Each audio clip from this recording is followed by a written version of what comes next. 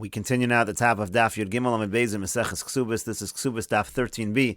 The Gemara continues the Brisa O L'Churba. The Brisa said if she goes into seclusion with a man, or she goes into a rune with a man. Rashi over says L'Churba Stama L'Be'ila. When you go into a Churba, the assumption is there was an act of relations. Shum Makam L'Znus. That's actually a place that is frequent for Znus purposes. In any case, the Brisa continues V'yamrulan. They say to her Mativu Shalish Zeh. What is the nature of this man that you are with? And so she says Kohen Hu Ben Achiabahu. She says he's a Kohen, he's the son of the brother of my father. In other words, she says he has good lineage. Rabbi Gamliel, Rabbi Lazar, Omrim Nem Menes. Rabbi Gamliel and Rabbi Lazar, they say that she is believed. Rabbi Yoshua Omer, Lo Mipia Anu Chay. And Rabbi Yoshua says we don't trust what she's saying. Rather,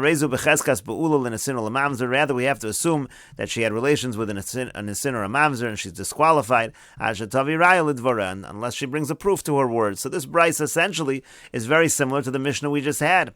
And so the Gemara says, Bishalama L'Ze'iri. I understand according to Ze'iri. So Hainu Dekatani Tarti. That makes sense that you have two separate cases. L'Seser or L'Churba. In other words, you have two cases. Number one, they go into seclusion. And that's how Ze'iri understood Midaberes, which just means seclusion. And Churba is as if you saw an actual act of relations. Because again, like Rashi said, it's assumed that if you go into a Churba, it is for relations. So you have these exact two cases that Ze'iri said are in our Mishnah as well.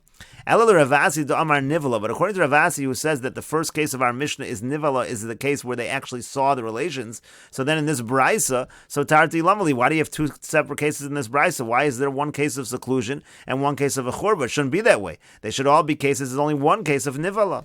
And so the Gemara says, no, Chada Katani, really you can read our Brisa that it is all one case.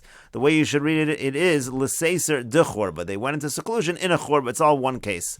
But the Gemara says that doesn't fit. L'Seiser o L'Churba Katani. In the Brisa, the phrasing is L'Seiser o L'Churba. Two separate things. Again, it seems to be like Ze'iri and not like Ravasi. And so the Gemara answers, no, it's both a churba, but chada l'churba de masa v'chada l'churba de dabra. There are two kinds of churba. You have a rune that's in a city, and you have a rune that's in a dabra. It's like in the wilderness. It's out where there are more non-Jews, more situations of disqualification.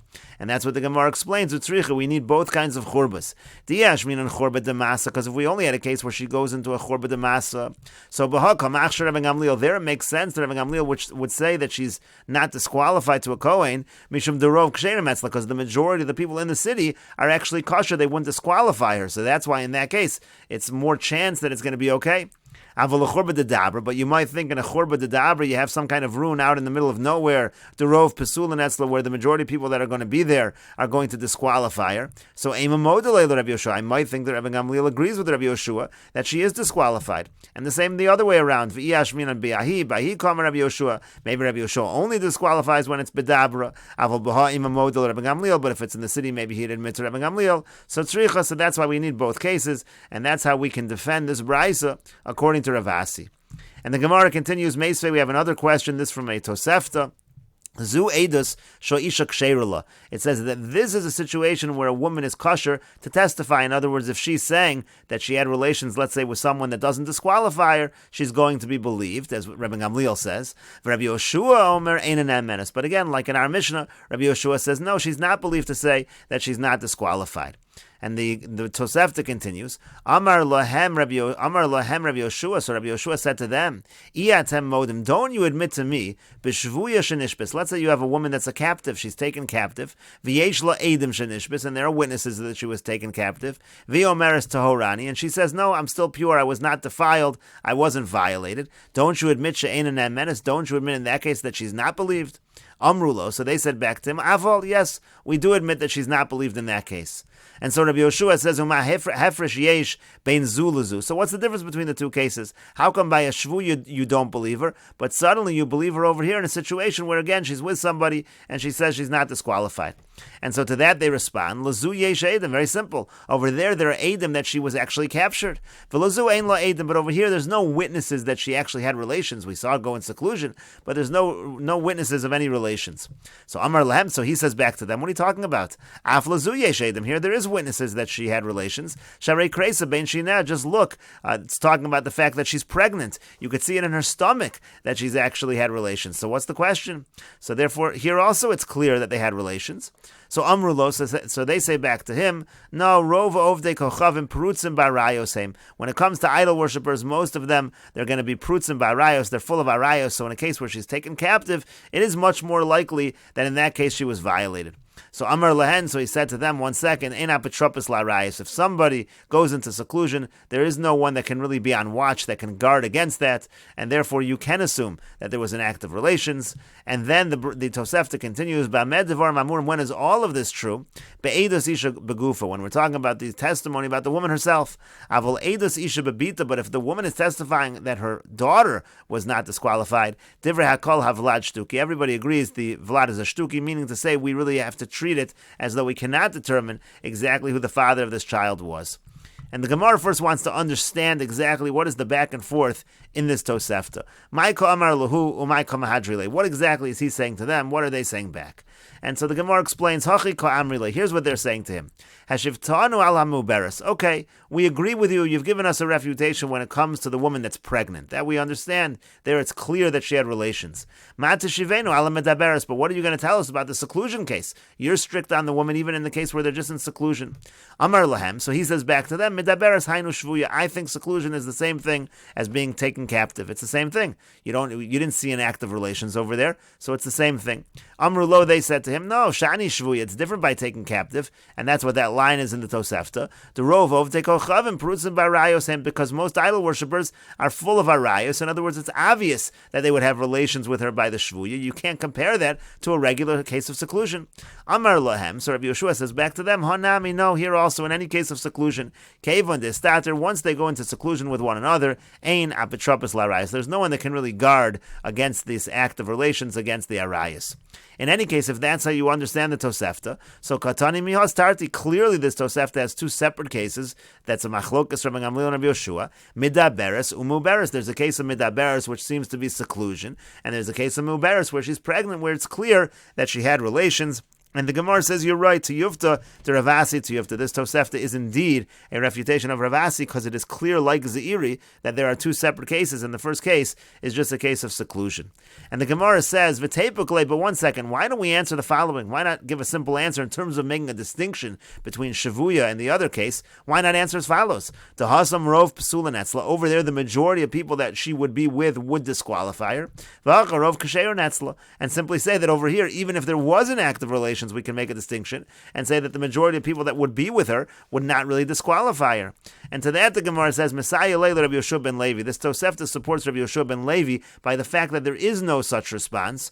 The Yom Rabbi Yeshua ben Levi, because Rabbi Yeshua ben Levi said, L'divrei hamachshir, according to the one who says that she's not disqualified, machshir afilu barov psulin. He would say that she's not disqualified even if the majority of people around that area would disqualify her. And L'divrei aposel, according to the one who says that she is disqualified, that disqualification would take place even if the majority of the potential people are actually people who would not disqualify her. And the Gemara continues, Amar Rabbi Yochanan says, L'divrei hamachshir ba, the one who says that she's not disqualified, it's going to be her, machshir bebita, it's also going to be kosher, also her daughter will not be disqualified. This we quoted on the previous Amud. And L'divrei haposel ba, posel bebita, the one who says that she is disqualified, is going to say that her daughter would be disqualified as well. And the Gemara continues, Rebbe Lazar, Rebbe Lazar says, no, L'divrei hamachshir ba, the one who says that she is not disqualified, posel bebita, but still her daughter would be disqualified. She's believed legabe herself, regarding herself that she's not disqualified, but she's not believed in terms of her daughter. And the Gemara continues, Amar Rabba says, my time at the Rebbe Lazar, what's the reason of Rebbe Lazar? Why does he make a distinction between her and her daughter? And the Gemara explains, B'shloma ihi, I understand that she's believed legabe herself, is l'chazaka dekashos, because she has a presumption until now that she's not disqualified, and so therefore we keep her with her chazaka. But bita, but when it comes to her daughter, less l'chazaka dekashos, she hasn't been born yet, and therefore she never established a chezkas kashrus, and therefore she is going to be disqualified. And the Gemara continues, Eisvei Rebbe Lazar Rebbe Yochanan. Rebbe Lazar asked Rebbe Yochanan the following question, and this is from what we just quoted above. Bamed devarim amurim be'edus isha beguf. It says explicitly, when is all this true? When she's testifying about herself. Aval edus isha bebita, but if she's testifying disqualifying Lagabe, her daughter. Divrei Hakol Avlad Shtuki. Everybody agrees that the baby is a Shtuki. And so the Gemara now says, my love, doesn't it mean to say Shtuki Upasal? A Shtuki is something that's disqualified. You don't know who the father is over here. You don't know the lineage, and therefore the daughter is going to be disqualified. So it seems to be evidence to the position of Rebbe Lazar that the daughter is disqualified. And the Gemara says, lo, no, Shtuki Ukasher. You can use the word Shtuki, and it still means there's no disqualification. The Gemara says, Umi ika shtuki kasher. Do we ever have the word shtuki used, and it means that there's no disqualification? And the Gemara says, yes, we do see such a thing. Kiddush Shmuel, it's like Shmuel says. Diamar Shmuel, because Shmuel said, Asara kohanim omdim. Let's say you have 10 kohanim that are standing there. Upiresh echad mehem, and one of them separates. Uval and has relations. Havlad shtuki. So in that case, the child is going to be a shtuki. What does shtuki mean over there? Here, you know it's going to be from the Kohen. My shtuki. What exactly does it mean shtuki? Ilay mashamash shtikino so minichseyav. If it means that he's quiet, he doesn't get any inheritance from the father. Pshita, that's obvious. Umiyadina navu amanu. We don't know who the father is, so of course he's quiet from the property of his father.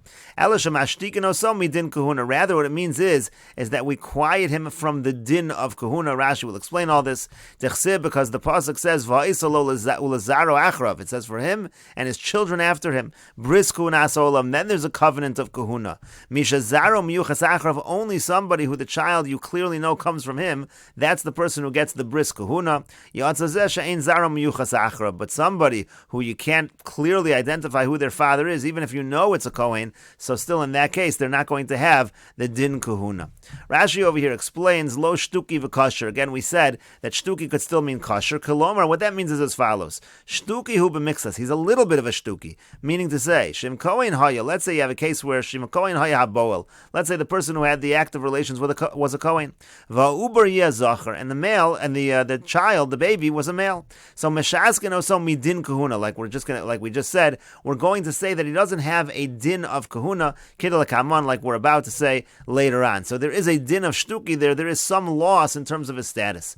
Avol kasher liyuchsin, but in terms of yichus, he's not going to be disqualified. He will still be kosher. Shim nekevahi, for example, let's say it's a female, not a he. Let's say it's a situation where the baby is a female. Tinase lakuna, so then she will be allowed to marry a Kohen. She will not be disqualified. And further, vim zacharu, let's say it's a male. There's no disqualification for yuch. Pitov al manuso, his daughter, his widow, kasheros lakuna, will be kosher to kuna. You can have this case of a shtuki where there's shtuki in some halachas, like we just said here, in the din of kahuna, but not necessarily for all halachas. And this was Shmuel's statement, upira shachar man, one of the 10 kohanim separate, vein yadua ezu, you don't know which one.